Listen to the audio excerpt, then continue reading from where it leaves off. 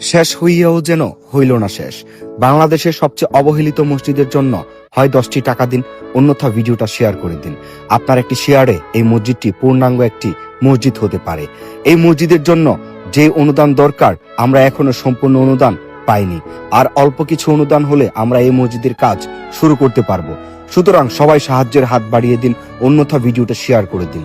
আপনার একটি শেয়ারে গড়ে উঠতে পারে আল্লাহর ঘর এই মসজিদ।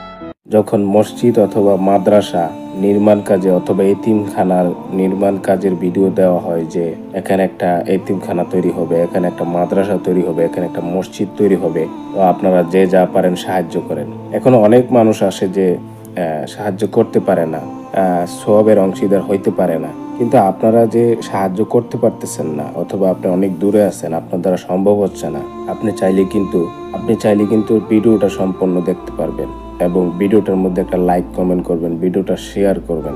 এতে হচ্ছে কি, ওই ব্যক্তি যে বলছে যে এই ভিডিওর ইনকাম দিয়ে মসজিদের উন্নয়নমূলক কাজে ব্যবহার করব, সেই ক্ষেত্রে ওই ইনকামের টাকাটা যদি উনি মসজিদে দান করে বা মাদ্রাসায় দান করে, সেই ক্ষেত্রে ওই মসজিদ এবং মাদ্রাসায় যত জীবন মানুষ ইবাদত করবে তত জীবন কিন্তু আপনারও সওয়াব পেয়ে যাবেন। কারণ কিন্তু বলছিল যে ইনকামের টাকাটা দান করবে, তো যদি দান করে থাকে সেক্ষেত্রে কিন্তু আপনারা সওয়াব পাবেন। কারণ তার ইনকামটা কোথায় থেকে আসছে?